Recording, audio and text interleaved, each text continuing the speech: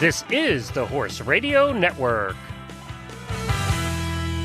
This is episode 122 of Horsemanship Radio, brought to you by Omega Fields, the world's best omega-3 supplements for horses. Horsemanship Radio is a part of the family of the Horse Radio Network, and today we get a chance to catch up with Yanina Mers of El Arab Farms, and we meet the man who created the legendary Blenheim Equisports.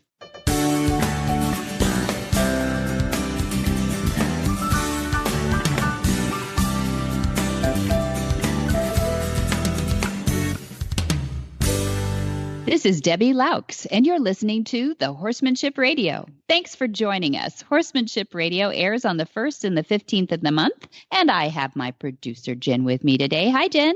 Greetings, Debbie. How are you?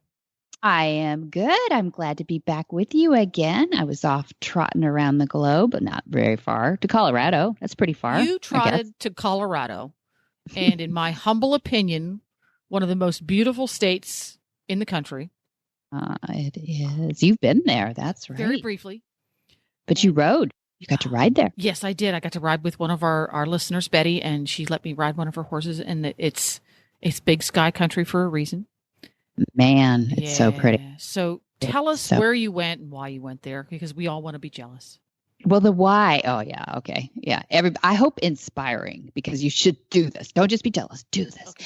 So the where is Zapata, the ranch lands. It's in the southeast of Colorado. So if you look at Colorado as a square, it is right above New Mexico. It's really only a couple hours above Alamosa, New Mexico, where some people will know that. And that's really right above Taos, and then there's Santa Fe. And so you get that light, you get that artist light that people always talk about in Taos and northern New Mexico. But this is southern Colorado. So you've got the high desert plains.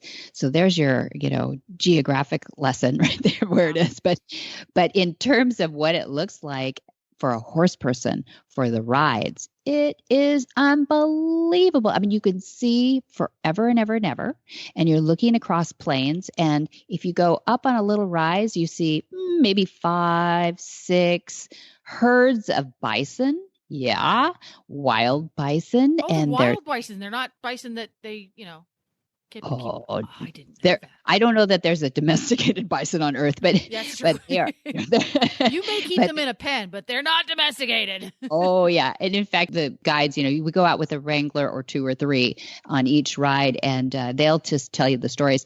What I love about this is it's not a nose to tail at all. It's just so much fun because they encourage you to spread out and just be wranglers. So we're all wranglers together, but they'll tell us, okay, so fences don't keep bison in. Electric fences slow them down a little bit. Wow. That's about it. Yeah. So no, they're wild. And you're seeing as we're going along, we rode Banji through river bottoms. It's all sandy loam, which is like the perfect footing on Earth, because it was this whole basin was the bottom of this huge glacier lake, 1,000 years ago. And because of that, when it all dried up, the wind, it sweeps across that prairie. It blew all the sandy bottom, not all of it yet, actually, but it blew sandy bottom up into these, what they call the Great Dunes. And is that fun? I feel like I'm in Saudi Arabia all of a sudden. We're riding over these dunes that are there's iron ore through them. So it makes these flecks of black. I mean, it's an artist's dream. I can't draw a stick, but it's an artist's dream as far as the light and the scenery and everything goes. And it's really it's a great horse that you produce out of this too, because their legs are always sound. Their feet are like Mustangs, they're just honed in that river bottom and the sand. And and you know what? They turn them loose at night. They don't even supplement them. They don't even have to feed hay or anything. They throw them back out on the, in a pasture area that they hold the horses in, and they drive them up every night. And every day in the morning, and they take the horses out that they're going to use that day and then let them go back out to the field. And they're just horses. They are just horses most of the time. That's so cool. So Zapata is really a ranch. Zapata. Yeah, I'll get it right one of these times. That's Zapata. Kind of like Zapata. That's it's cute. really a place where horse crazy people can go and be 12 years old all over again. Exactly. Maybe 11. Maybe 11. So do you bring your own horse? Can you bring your own horse? I don't think people do bring their own horses, but that's something you could ask them if they maybe they're very accommodating there. It's run by the ranchland. So they have 4 properties that the ranchland maintains. It's actually owned by the Nature Conservancy, which is one of those conservationist organizations. Yeah, it's a .org out there. And so the ranchlands they'll create the management of it. They maintain the bison herd. They have Angus cattle up there that they make money with. They have hospitality, which was we a part of. And don't even get me started on the food and the wine and everything, because we're going to be talking about some of these episodes coming up, because I got 4 interviews that you are going to love. I mean, I was talking to these gals anyway. I'm like, wait a minute, get out the recorder. Yeah, there you go. Missed opportunity.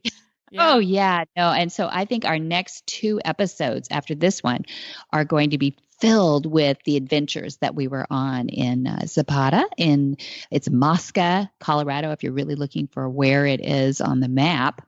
But it is a land on its own. And we'll talk about how they are maintaining it, what their goals and visions are for the future of the land, obviously in conservation mode, but how they have so many people accessing it. So it's not one of those, people go away things. Yeah, so. Exactly. They're really encouraging people to participate. Well, that's kind of interesting. And I can't wait to hear these interviews because you did them. So I haven't gotten to hear them yet, because the 2 guests we have this week really relate to that, because our first guest, RJ Brandis, he's doing the same thing in his own way. He is creating opportunities for people to participate in equestrianism in a different way with the showgrounds. And well said. And he's getting people to participate both on the horse and as spectators, because he's creating facilities and experiences that appeal to both. Yep. And our second guest is doing the same thing in that she's creating that legacy of participation as a breeder and someone who can continue to move the species forward. And for her, it's particularly in Arabians, but both people also creating legacies, because they're really doing that at the ranchlands. They're creating that cultural grounding that we have kind of lost in the past few generations to nature and to participating in outdoor activities with our horses. Yeah, exactly. You nailed it.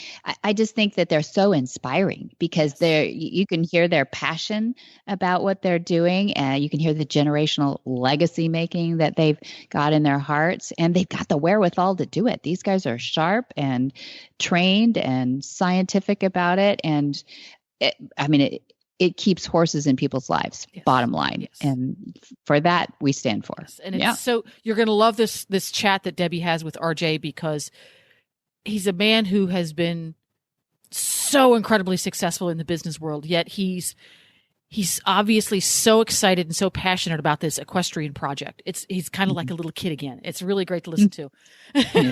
So we're going to get right to it right after we hear from Omega Fields.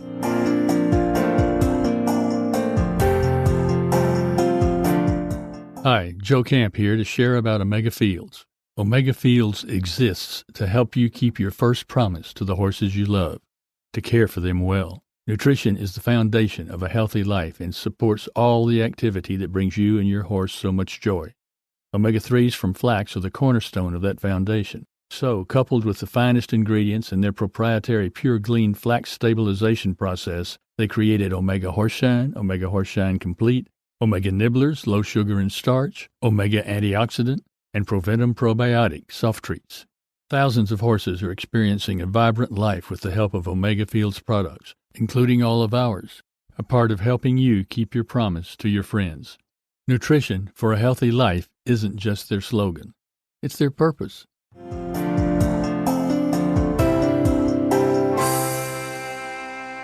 RJ Brandis is an owner of Blenheim Equisports, which is one of the fastest growing venue management firms in the equestrian show business.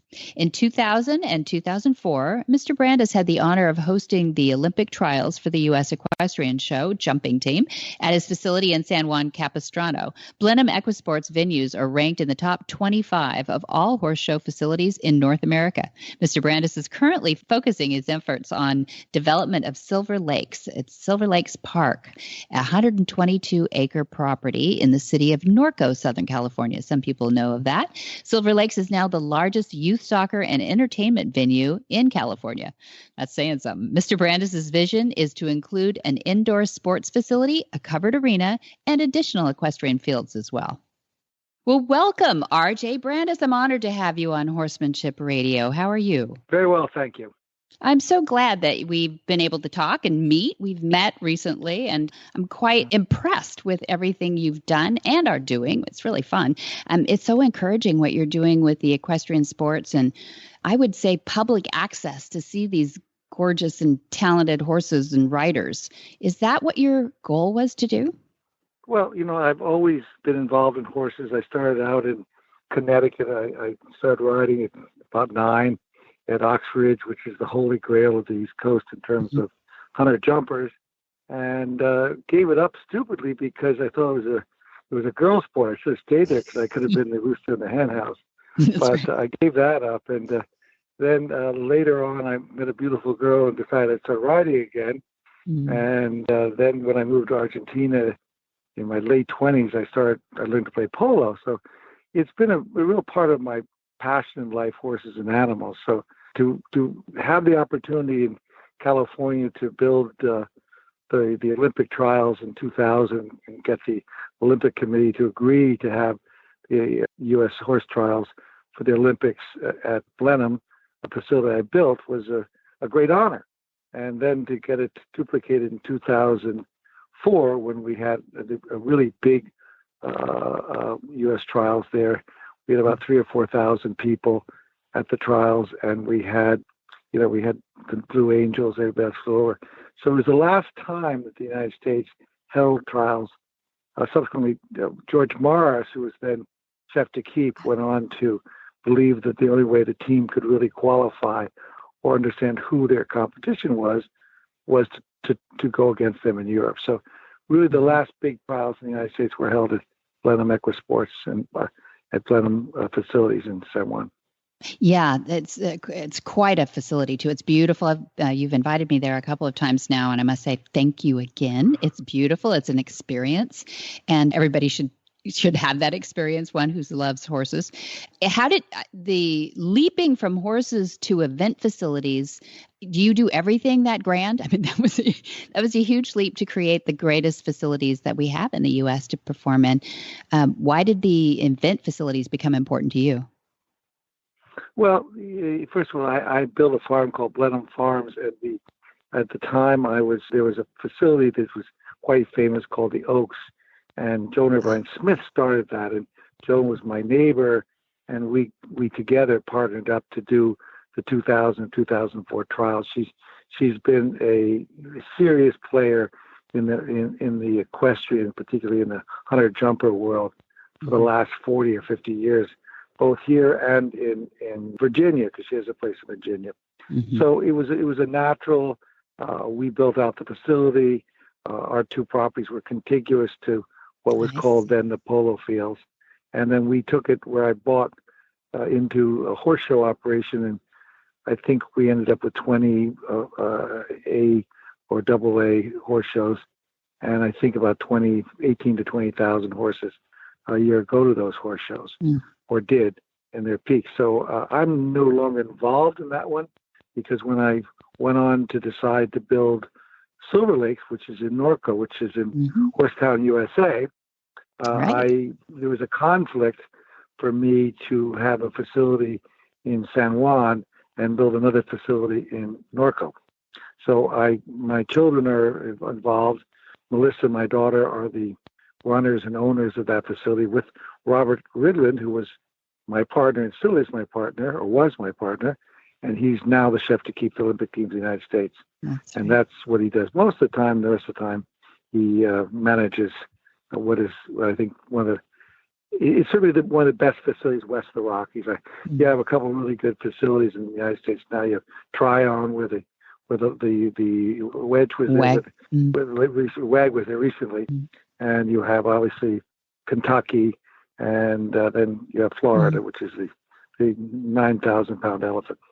Yeah, that's right. That's right. Well, I mean, if people thought about it, who is it that has the ability to put something together like the huge facilities that you have? It's got to be somebody who's passionate about horses, and it's got to be somebody who's pretty sharp to be able to negotiate not only the real estate but the network of people. So we appreciate you, RJ Brandis, for allowing people to continue to have access to see these horses in their most gorgeous states when they're trained to do what their discipline is at their epitome.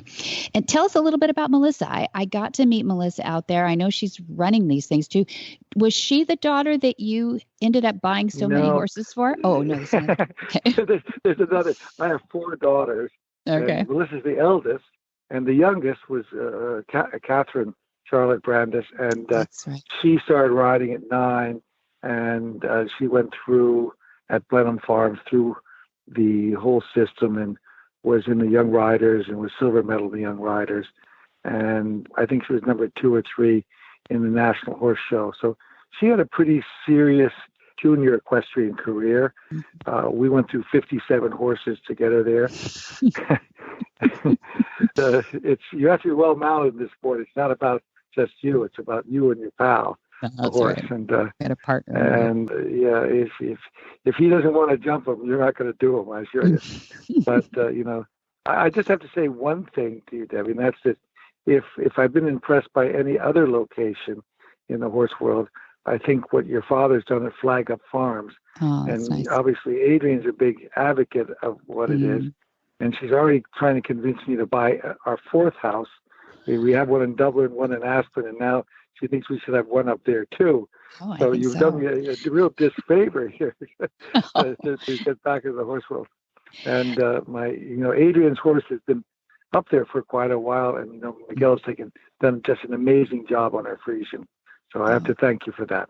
I appreciate that. So your wife, Adrian Brandis, rides a beautiful Frisian horse named Dolce, who is, we'll call him formally a handful. How proud of you are you of her working with him?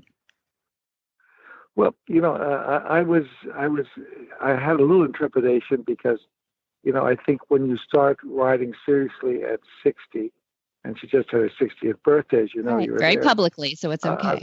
It's okay.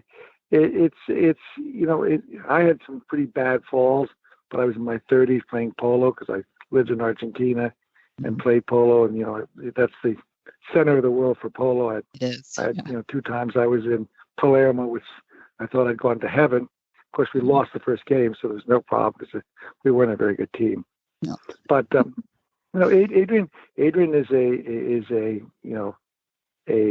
amateur rider trying to become better, and he had a difficult horse, and I was concerned. Yeah. And your farm and your dad and Miguel made a difference. Thank you. Well, very wisely, when you know you're in over your head, you get some help, and she did, and I think that really saved the relationship, which is wonderful. And Dolce is not only a beautiful Frisian horse. I mean, aren't all Frisians, I think, terrifically beautiful, but he is young, so she was brave that way too, and super athletic, and she really did have her hands full. But I mean, I think she is like one of the bravest 60-somethings that I know, in really treating it like professionally and going at it like she was determined to become a better rider, and I think that's what I'm most proud of her for. Mm-hmm. Yeah. So you lived in Argentina for 10 years, I think. That's quite a stint. Yes, did you play polo that whole time? Yeah. Yep. Mm-hmm. And minus the 2, which is, 2 handicap in the United States is good, but not great. In Argentina, that's like going from a corporal to a full bird colonel in the army. It's a big deal. It is. Not so much. There are more 10 handicap players in Argentina, particularly at the time, the Harrogis, but there were 4 brothers who had all 10 handicaps when I played. Crazy. Yeah, no, and Argentina still, this is season right now. We're as we're speaking, it's October, and they're coming into their high season in Argentina. Do you ever get the itch to go back and see a little polo played well? I think it was. I enjoy. We go to Santa Barbara every once in a while to see that. That's the best in the West here. Or you have to go to Florida, to Miami to see what's going on to really understand it, or England. which I've gone to all of them. But it was a part of my life, and I've just sort of moved on. I mean, it's either I'd rather play than watch in everything I do. There you go. That is an RJ Brandis statement. I agree. And you play hard. So Silver Lakes is really your baby right now. It's a focus for you, and at least in the equestrian sport world. But it's not just equestrian sports out there. You're really taking on the entertainment world.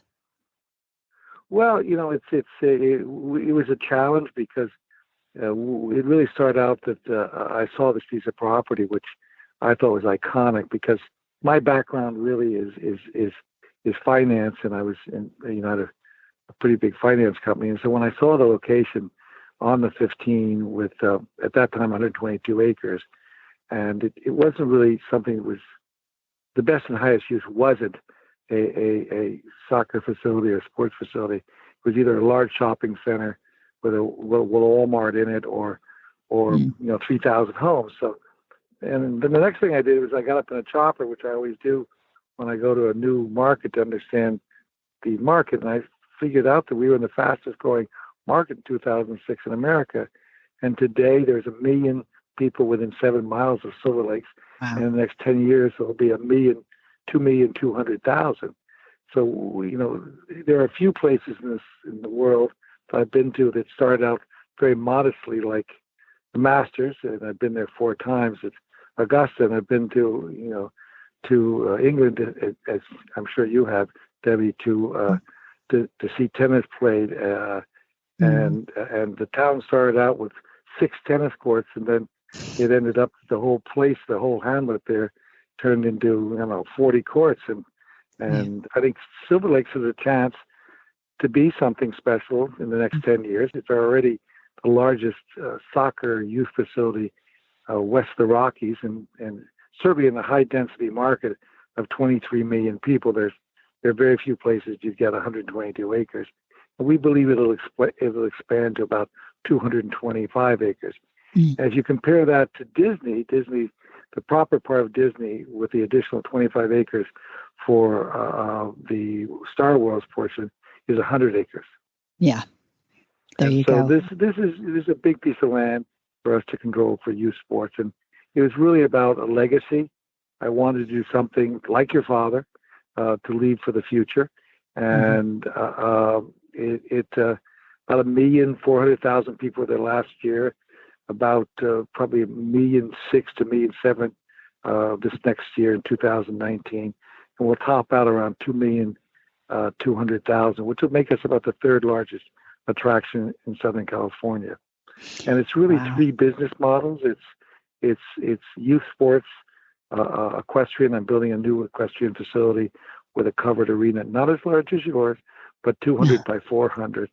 And then we're also in the concert business, where we've had several concerts, and we're negotiating several long-term concert agreements which will bring about 300,000 to 400,000 people a year to Norco. My goodness. Silver Lake.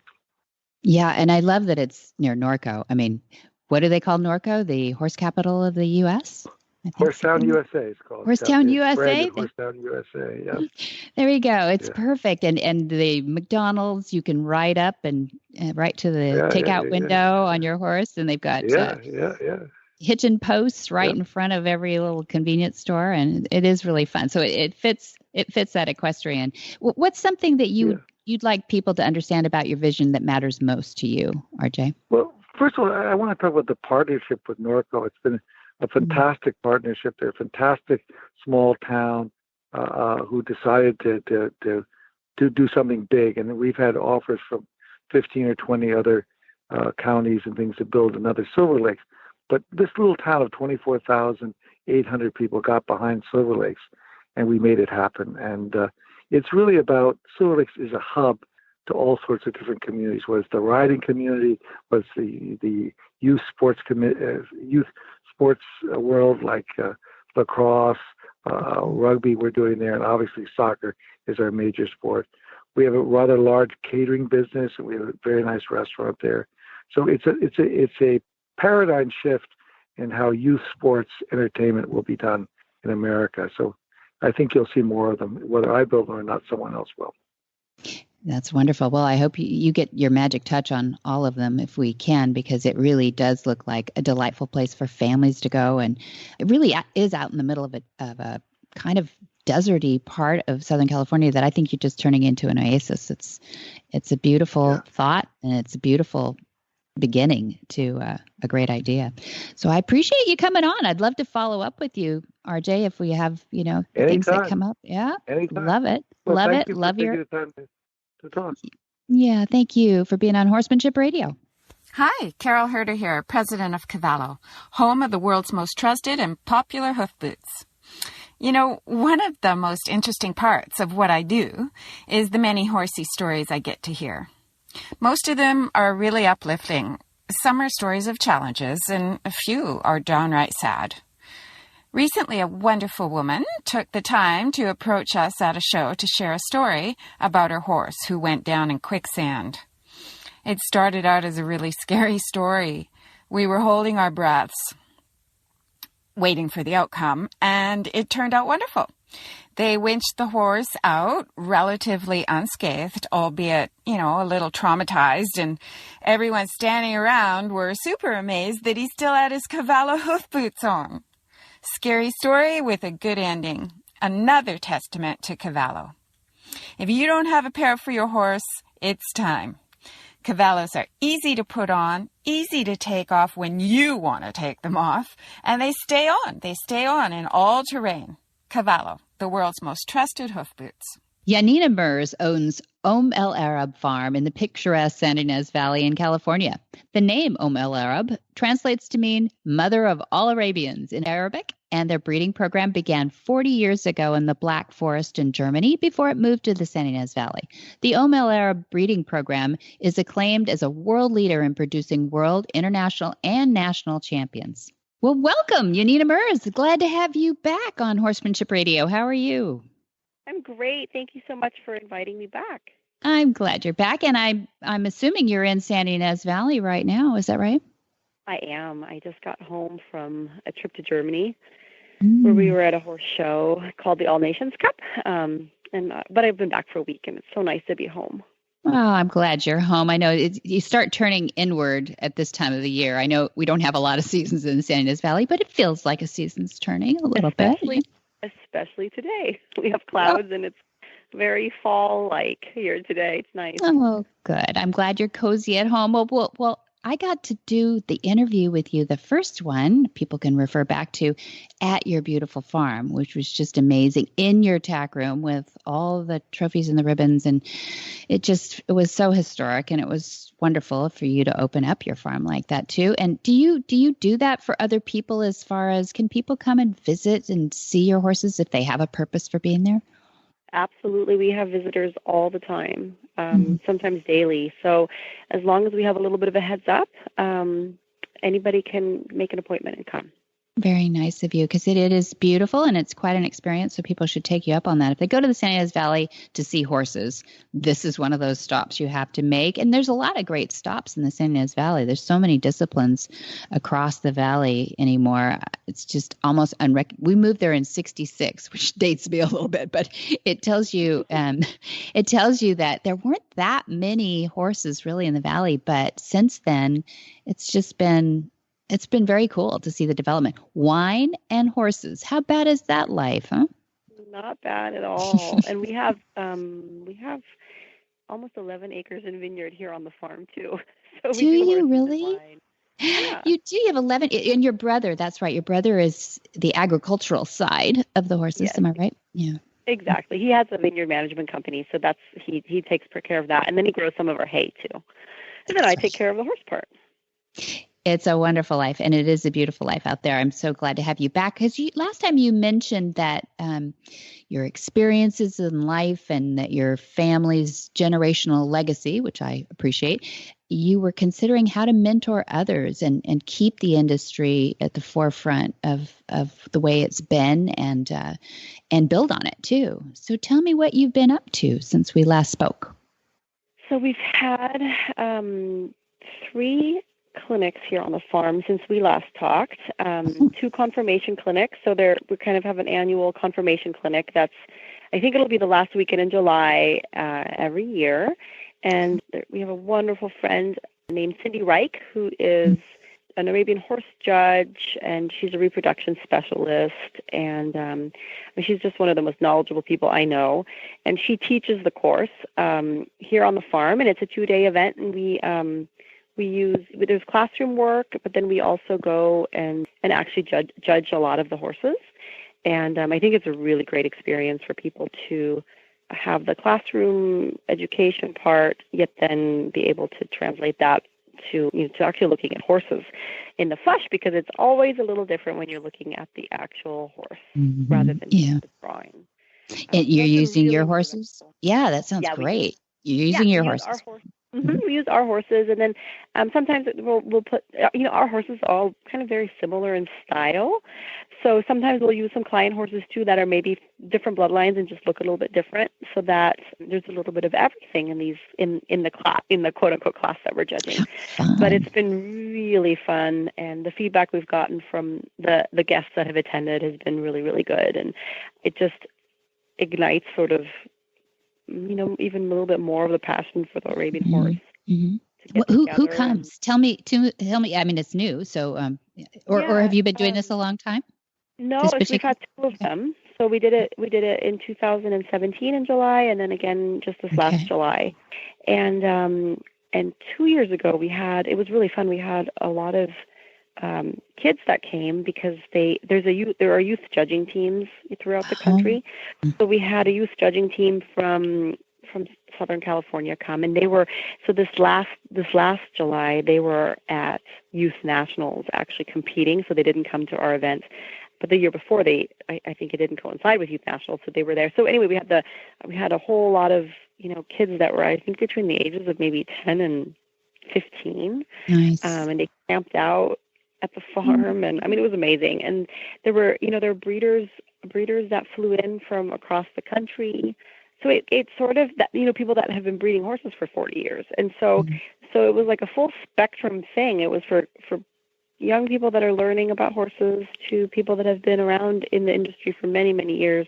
And I feel like it was valuable for everyone. There were also some people that were new to the industry that came, a family that came, and I think it was really valuable for them. They came the first year. And then this last time we had people from China that came. Wow. I think it's one of those events that if you're interested in horses, or if you love horses and you want to know more, it's a really great event to attend, even if Arabian horses isn't your breed, because conformation is conformation, and then there's just Arabian type added to Arabian conformation. So it would be valuable for anyone, not just Arabian horse people. Yeah, I love to hear that you've got kids involved in that too, because kids and just a good conformation is a great foundation for kids to get into, and it does excite for the industry, which is pretty cool. And in your environment, how fun camping out, that would be so cool as a kid. Love that. I know they pitched a tent in front of the barn on the lawn. It was really sweet, really, really sweet, fun. I hope that inspires other breeds. Go ahead. And they had fun walking around, in the evening, and just like being with the horses. So it was great. It was really nice. Oh, really nice. So your philosophy, just to reiterate a little bit from the last one, is that you want to perpetuate the ideal of the breed and the conformation of the breed. And so to that end, you have been breeding horses generationally, going back, your mom, Siggy, and before her father. I think that's sort of a thumbnail of what we talked about before. What do you see the future? And what are you telling the kids or the people that come to these courses about perpetuating the enjoyment of these horses? One of the reasons that I wanted to do this was that there isn't really a place for people to go and learn horse conformation, other than if they're actually going to a just school. And so and people that buy horses or want to start breeding, they don't really have a foundation other than, if they've picked up books on their own or have a mentor or something. And so I think it's just a really nice place to start, or even a place to continue learning. And so, and I want to make sure that our breed is armed with, with the next generation that knows about horses and knows about, what they're supposed to look like, rather than just breeding a pretty horse to a pretty horse. It's more than that. And so I do all of this because I love the Arabian horse, and I want to make sure that our breed moves forward in the best way possible. And so education to me is key. Mm-hmm. Yeah. And I love I read a quote from your mom, who is now passed, but obviously you've picked up the baton and you're running with it and doing a great job. But she said that one of the ideals of the breed is that they're showy but friendly, and they pass it on. Tell me about that. Well, so our foundation mare, Stopa, was a mare that my mom bought in Spain in 1970. And every horse on the farm is related to that mare. And she was, she had that Arabian, part of Arabian type is that pop their tails up over their backs. They are animated. They, their nostrils flare. They do a little snort and blow, as they trot off. Yet with that mare in particular, she would do all of that showy stuff, but then we children would ride her. There's a really famous picture of me and my brother on her. I was 3 and he was 1, and she doesn't even have a halter on, and she's in a pasture. I have a 4-year-old. I don't know if I would. You're not sure. Enough to do that with these days, but that's how she was. And so they would have probably taken the children off and scuffled their feet, and she'd have popped their tail over and snorted and trotted off. So it's really important to have both. Yeah, Arabians get a little bit of a reputation that they're crazy, but I think that they can have, to me, it's really important. Our particular bloodlines have both, where they have the showiness and the snortiness, yet they're rideable and trainable and sensible and smart, and can do things beyond just be a pretty show horse. Yeah, and this is what you're famous for. This is what you have been able to do. But you have a new horse that has come on or maybe is still coming, Alamina. Alamina is the first female in over 20 years, I read, to be added to the OL. Yes. Okay. So Alamina was bred at the famous state stud Janov Podlaski in Poland. And she is 6 years old now, so I guess 7 or 8 years ago, one of our stallions, Omel Bellissimo, was sent to Janov Podlaski 2 years. They leased him. And one of the stipulations for lease was that we were allowed to choose one of his daughters. And so my mom actually went back to Poland twice and looked at the foals. And the director at the time, Dr. Mark Trella, is a dear friend and a wonderful man and an incredible horseman. And he said to my mom, "Don't rush, just take your time, come back again, and pick the best one for you."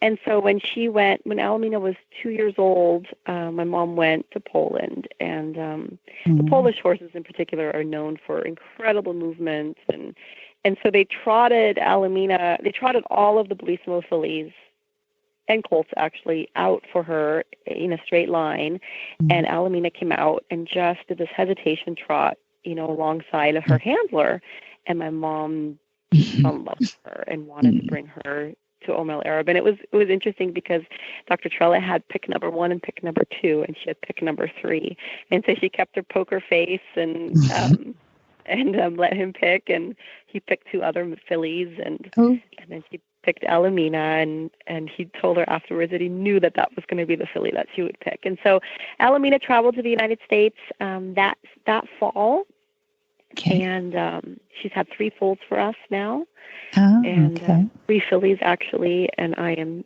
so blessed to have her in our herd of brood mares. And so it's interesting. So everything is based on a Stopa, right? And so her.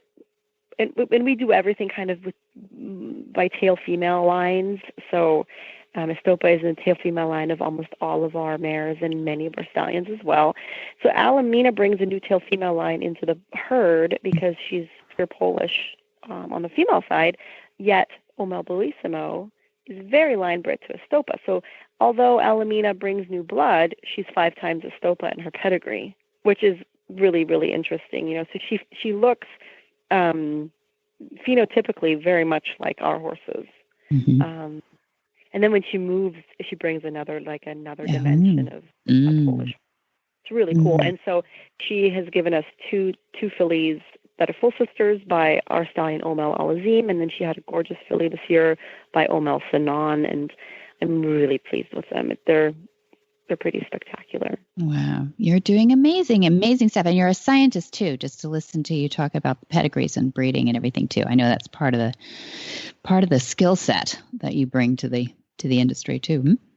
Yeah, I mean, I guess there are people that are actual geneticists, breed, with that in mind, and I feel like my mom and I did that sort of intuitively rather than really, consciously. Yeah.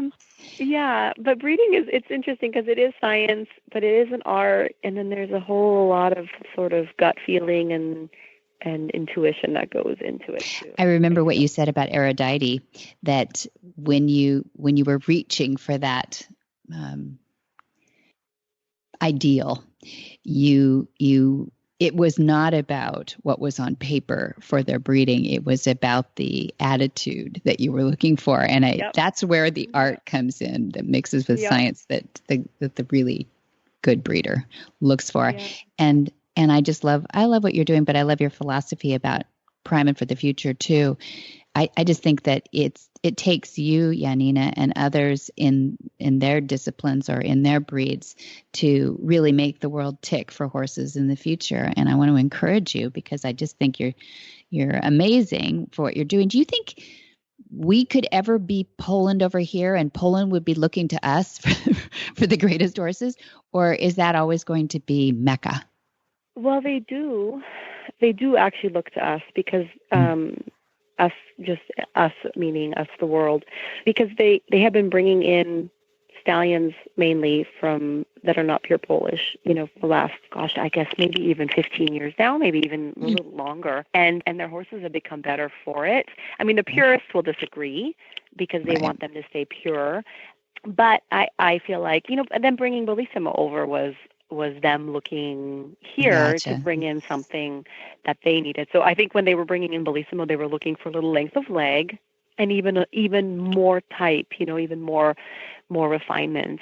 And so they're going all over the place to kind of keep improving their herd, which is the same as what I do. I go and try to improve the herd too by finding a little bit of this and a little bit of that here and there, while still keeping the integrity of the Omel Arab look. So well, that's good. So really, the world is just getting smaller, and everybody's trying to perpetuate and even idealize where you're going with the breed. That's good. But I think that it's important to. It's actually a little bit of a Pandora's box, really, this topic. But it's important to, like in my case, be a bit of a purist and keep the Omel Arab style. Yet I have to outcross also, bring in new blood and get things kind of modern, yet still retain the essence of what we've always tried to do. And in Poland, they have to do the same thing. And in Spain, there's the Spanish Arabian. That's right. Which Estopa was pure Spanish, right? And so it became a little bit old-fashioned to just breed pure Spanish horses. And so they kept adding Egyptian horses or Polish horses or Russian, whatever. They would outcross them.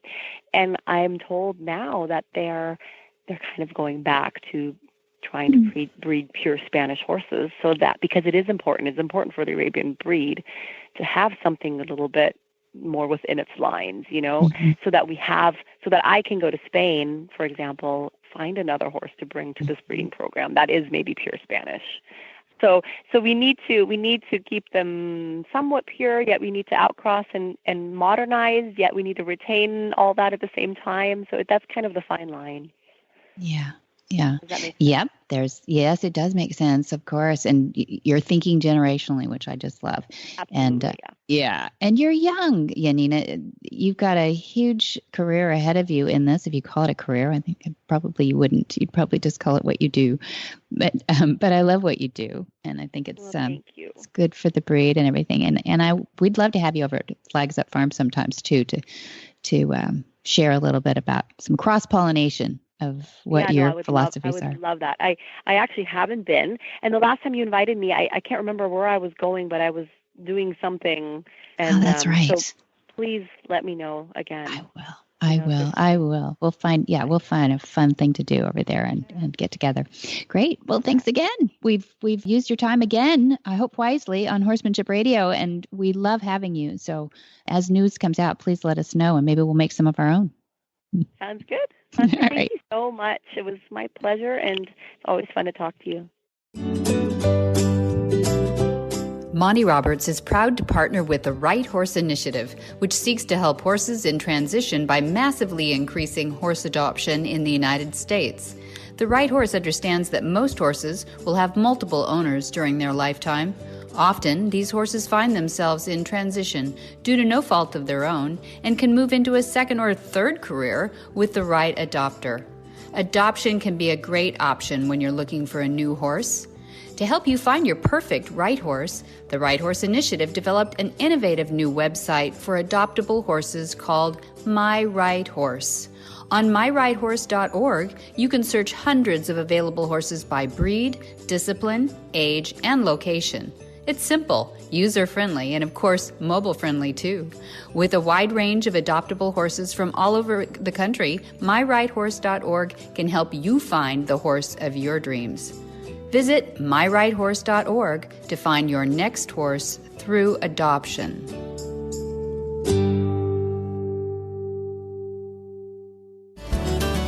Whisper the language of the herd. Listen, you don't have to say a word. It's time for Jamie Jennings to fetch an email from Monty Roberts' inbox and share a morsel of Monty's wisdom in a little segment we like to call Ask Monty.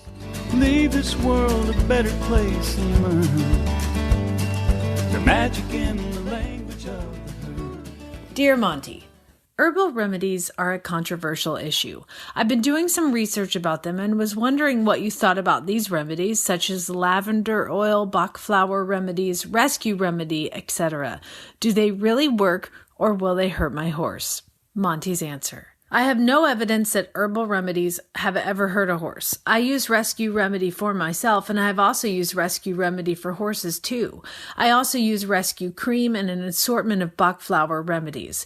It is very difficult to prove that they are effective, but I feel certain that they are doing no harm. The evidence in favor of rescue remedy is quite strong, and I know that many people worldwide are using it for many purposes. However, one should never allow the use of herbal remedies to exclude the potential for conventional care and medication. An experienced equine veterinarian should consistently be consulted so as to give one's horse the best of both worlds. I am a strong believer in the for-life transfer factor. There's an enormous bank of evidence being logged as we speak about how effective this natural substance is in bolstering the immune system. I have some very strong evidence of how effective it is. My wife, Pat, is active in helping me study many of these natural substances, such as CoQ10 and grapeseed extract. I can say with strong conviction that many of these natural substances work, and I do not know that any would hurt your horse. As for their being controversial, this would imply that there's a potential for harm, and I don't believe that is a reasonable assumption. The only part of all of this that might be controversial is whether or not you should choose to spend the money on them. I do, and that is my choice. No controversy here. Monty. For more of these insights into good horsemanship, go to www.montyroberts.com and click on the orange banner that says Get Free Horse Tips. What in the wide, wide world of sports is going on here?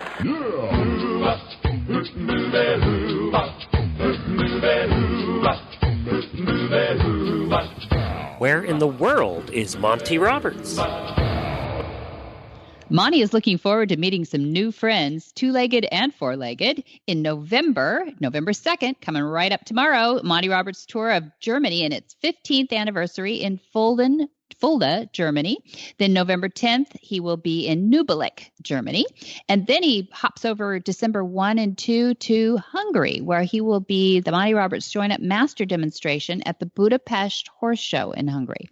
And then long-term planning, February 15 to 17 in 2019 now. That's the President's Day weekend. So it's It's Friday, Saturday, and Sunday. President's Day will then be on Monday, so you can travel home. Will be an equine facility management clinic at Flag is Up Farms. That's through the CHA organization that certifies equine facility managers. And then another long-term hold this date is the movement. We did this last year for its first inaugural, and we're back this year with a 2-day, April 29 and 30 at Flag is Up Farms. The movement, 2018.com, can tell you a little bit about that. That's the website. And if you did not commit that to memory, and I know I certainly didn't, you can get all of that and so much more at the website. That would be MontyRoberts.com. Or you can give Flag is Up Farms a call. That's right. They answer the phone, and they have wonderful, knowledgeable, and kind folks who do it.